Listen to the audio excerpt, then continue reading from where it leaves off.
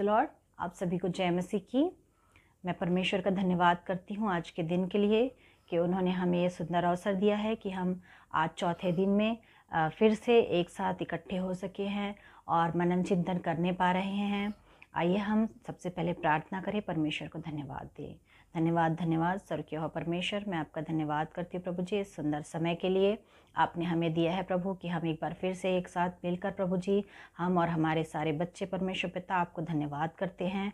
और प्रभु जी आज हम जो चिंतन मनन करते हैं रूत के बारे में, वो प्रभु जी होने दे, उससे हमें आप आशीष दे।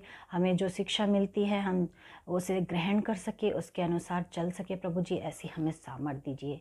सारी विनती मैं यीशु के नाम से मांगती हूँ, आमीन। प्रियो, आज का जो हमारा विषय है वो है मेहनती महिला रूत। आज हम एक महिला के बारे में जानेंगे। इससे पहले जो हमारा जो विषय चल रहा है परमेश्वर के प्रेमी, इसमें हमने 3 पुरुषों के बारे में जाना है, नूह, अब्राहम और अय्यूब के बारे में, कि वो कैसे परमेश्वर के साथ चले और परमेश्वर ने उन्हें कैसी आशीषें दी। लेकिन आज हम एक महिला के बारे में जानेंगे जिसका नाम है रूत। यह भी परमेश्वर की इच्छा के अनुसार चली और परमेश्वर ने उसे आशीषें दी। आइए हम इसके बारे में जानें। हम इसे रूत की पुस्तक से लेंगे। यहाँ पर एक पुरुष का वर्णन है जिसका नाम है एलीमेलेक। एलीमेलेक यहूदा देश के बैतलहम में रहा करता था और उसकी पत्नी का नाम नाओमी था। उसके 2 पुत्र थे और उसके पुत्रों का नाम महलोन और किल्योन था। वो बैतलहम में रहते थे और जब बैतलहम में अकाल पड़ा तो एलीमेलेक ने निश्चय किया कि वो अपने देश को छोड़कर दूसरे देश में जाकर रहेगा और वो मोआब देश पहुंचता है और वहां जाकर रहने लगता है। काफ़ी समय के बाद एलीमेलेक की मृत्यु हो जाती है और उसके बाद उसके दोनों पुत्र मोआबिन स्त्रियों से ब्याह कर लेते हैं। उन मोआबिन स्त्रियों का नाम ओर्पा और रूत था। और उसके कुछ समय के पश्चात नाओमी के जो दोनों पुत्र थे उनकी भी मृत्यु हो जाती। एक दिन नाओमी लोगों से सुनती है कि यहोवा अपनी प्रजा की सुधि ले रहा है और वो लोगों को, वहाँ के जो बैतलहम के लोग हैं, उन्हें खाने के लिए भोजन वस्तु दे रहा है। अर्थात वहाँ जो अकाल पड़ा था वो खत्म हो गया है। और यह सब जानकर वह उस देश में अपने दोनों बहुओं समेत लौट जाने का निश्चय करती है।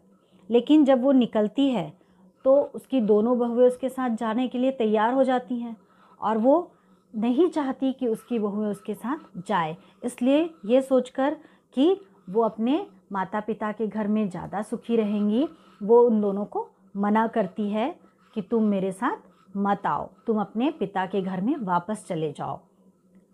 और उसकी जो बड़ी बहू रहती है ओर्पा, वो ये सब बातें मानकर अपने पिता के घर वापस चली जाती है।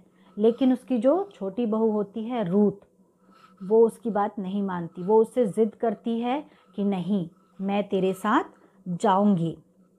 और नाओमी को रूत बार बार मनाती है, उससे कहती है कि नहीं, मैं तेरे ही साथ जाऊंगी, क्योंकि जिधर तू जाएगी, यहाँ पे इस प्रकार लिखा है, जिधर तू जाएगी उधर मैं भी जाऊंगी, जहाँ तू रहेगी वहाँ मैं भी रहूँगी, तेरे लोग मेरे लोग होंगे, तेरा परमेश्वर मेरा परमेश्वर होगा, जहाँ तू मरेगी वहाँ मैं भी मरूंगी।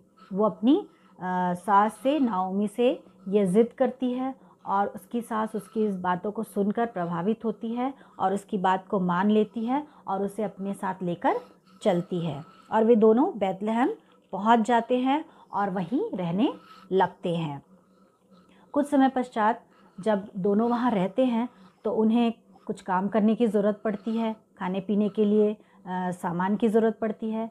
तो रूत फैसला करती है, अपने सास से कहती है कि उसे काम करने के लिए कहीं जाना चाहिए। और उसकी सास उसे कहती है कि तू जाकर खेतों में बालें, जो जौ की बालें गिरती हैं, उसे उठा के बटोर के ले आ। और वो वैसा ही करती है। वो एक खेत में जाती है और जो मज़दूर कटनी करते रहते हैं उनके पीछे पीछे जाकर वो जो बालें गिरती हैं जौ की, उसे वो उठाती है, बटोरती है। और ये सब चीज़ें एक व्यक्ति जो उस खेत का मालिक था वो देख रहा था। ये सब चीज़ों को वो देखता है कि ये कौन है जो इस हमारे खेत में आकर के इन बालों को बटोर रही है। वो अपने मज़दूरों से पूछता है और उसके मज़दूर उसे जवाब देते हैं कि वो एक मुआबिन स्त्री है, परंतु वो अपनी सास के साथ यह रहती है, परमेश्वर का भय मानती है, अपनी सास की सेवा करती है और किस प्रकार के दुख उस पर आ पड़े हैं उसे बताते हैं। और यह सब सुनकर बोअज प्रभावित होता है और वो रूथ पर दया दृष्टि करता है और उससे कहता है कि तू रोज़ यहाँ पर आ और जितना तू चाहे उतना बटोर ले, मेरे मज़दूरों के साथ तू खा पी और चैन से रह। वो उसे कहता है और उसी के अनुसार रूथ रोज़ उसके पास उसके खेतों में आया करती थी और बालें बटोरा करती थी। एक दिन वह अपनी सास को बताती है कि बोअज ने किस तरह उस पर दया की और उसकी सास उसे कहती है कि बोअज तो हमारा ही कुल का है ना, और इसलिए तू उसके पास रोज़ जाया कर और उससे कुछ मदद मांग ले। तो वो अपनी सास के कहे अनुसार बोअज के पास जाती है, उसे बताती है कि उसे किस तरह की तकलीफ़ है और बोअज से मदद मांगती है। बोअज उसकी इन बातों को सुनकर कहता है कि वो उसकी मदद करेगा और उसकी मदद करने के लिए वो तैयार होता है। एक व्यक्ति को वो चुनता है जो उसके ज़मीन को खरीद ले, छुड़ा ले, परंतु वह व्यक्ति इनकार कर देता है और अंत में ऐसा होता है कि उसके पास कोई रास्ता नहीं होता और वो रूथ से काफ़ी प्रभावित होता है। तो वो निश्चय करता है कि वो ही रूथ से विवाह कर लेगा और दोनों विवाह कर लेते हैं। और ये सब देखकर नाओमी बहुत खुश होती है। ये सारी बातों को देखकर जो होता है, नाओमी बहुत खुश हो जाती है और परमेश्वर उन दोनों को, बोअज को और रूथ को, एक पुत्र देता है और उस बच्चे को नाओमी अपने गोद में लेकर ढाई का काम करती है। खुशी उसके अंदर बहुत होती है, इसलिए वो उस बच्चे को अपने गोद में लेती है और कहती है कि परमेश्वर ने उसे ये पुत्र के रूप में दिया है। जो लोग उसको देखने वाले रहते हैं वो कहते हैं कि नाओमी, ये परमेश्वर ने तुझे फिर से पुत्र दिया है। और नाओमी खुशी से उसका नाम, जो उसके साथ रहते हैं वो लोग उसका नाम रखते हैं ओबेद। आपको मालूम है ओबेद कौन है? ओबेद दाऊद का दादा है। ओबेद का बेटा यिशै और यिशै का बेटा दाऊद। आपको मालूम है रूथ की माता कौन थी? रूथ की माता थी राहब, जो कि यरीहो नगर में रहती थी। ठीक है, तो आज हमने देखा कि रूथ किस तरह से अपने सास के साथ रहती है, मेहनत करती है, उसकी आज्ञा का पालन करती है और उसके साथ अपने पितरों के जो देवता थे, देवी देवता, उसको छोड़कर वो परमेश्वर का भय मानती है और परमेश्वर इन सब बातों को देखकर उसे आशीष देता है। दोबारा एक नया घराना और पुत्र की आशीष देता है, उसे बहुत ही धन संपन्न बनाता है। क्यों? क्योंकि वो परमेश्वर पर विश्वास करने लगती है। अपने सास नाओमी के द्वारा वो परमेश्वर को जानती है और प्रभु उसे आशीष देते हैं। तो हमने आज क्या सीखा?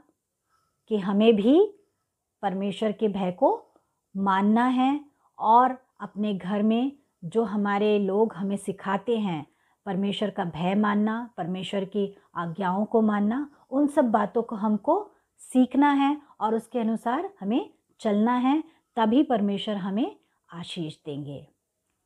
आज का हमारा जो मुखाग्र पद है वो पाया जाता है इफिसियों की पत्री, उसका 4वां अध्याय और उसके 32वें पद में। हमारा जो मुखाग्र पद है वो पाया जाता है इफिसियों 4:32 में। इसमें इस प्रकार लिखा है, एक दूसरे पर कृपाल और करुणामय हो, एक दूसरे के अपराध क्षमा करो। एक दूसरे पर कृपाल और करुणामय हो, एक दूसरे के अपराध क्षमा करो।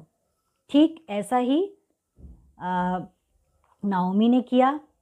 अपनी बहू के ऊपर वो दया करी, कृपा करी और उसकी बहू ने अपनी सास से प्रेम किया और बोअज ने भी ठीक ऐसा ही किया वो भी रूथ के ऊपर दया दृष्टि करता है, उसके ऊपर दया कर कर उसका हेल्प करता, उसकी मदद करता है, और परमेश्वर ने उन्हें ये सब देखकर आशीष दी। आज का हमारा जो विषय था, रूथ जो कि मेहनती है, वो सच में मेहनत करती है और आशीष पाती है।